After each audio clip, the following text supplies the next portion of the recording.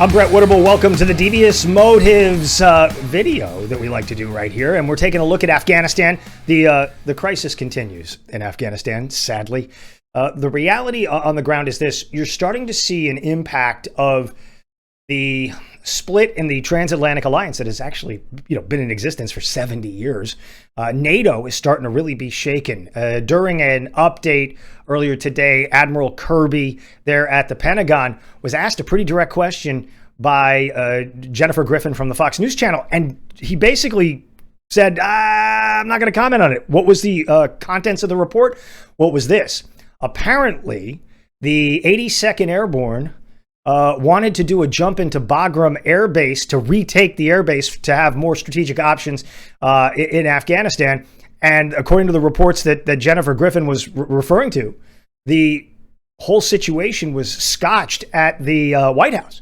Now, who would do that at the White House? Would it be the President of the United States? Would it be the Chief of Staff, Ron Klain? Ron Klain's been out there cheerleading all weekend long. This is so good. The operation is great. We're so awesome. The President's really got it going on. It's unbelievable how well this is working.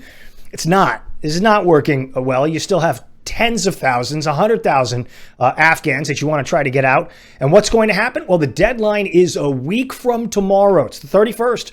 We've got to be out. Taliban says you got to be out. And Joe Biden has smartly saluted and said, yes, Mullah Barater, we will abide by those wishes. At least the implication is that we'll abide by those wishes.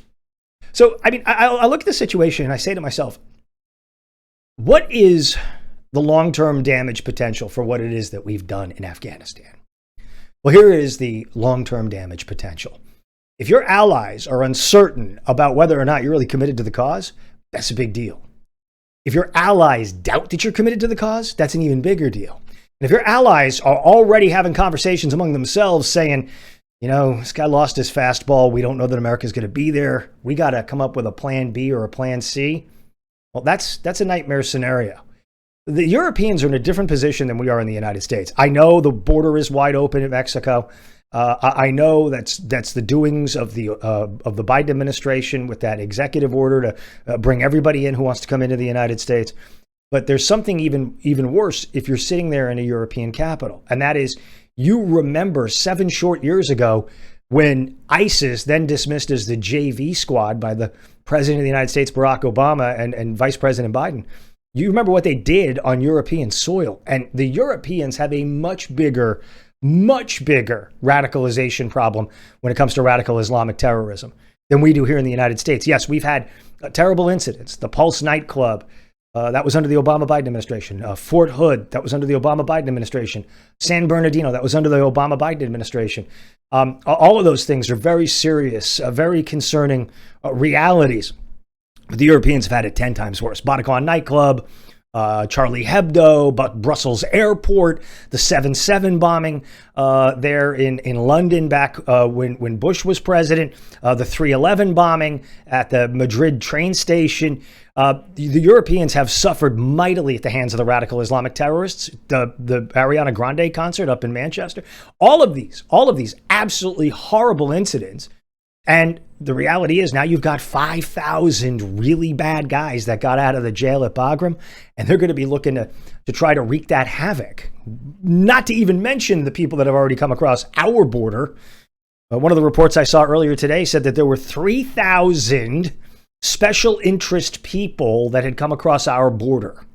That means terrorists. And it usually means it's going to be radical Islamic terrorists, people from Yemen, from the Caucasus, people from the Central Asian countries. This is all a huge issue. Now, President Biden, for his part, overnight came out and said, I think the Chinese and the Russians are probably a little worried that we left Afghanistan. I don't think they feel that way. Now, bad guys are going to do bad things. Corrupt governments are going to do corrupt things. But incomprehensibly dangerous leadership on display coming from the White House can be devastating to the entire world. We have sat here for the last 70, 75 years being the leaders in the world.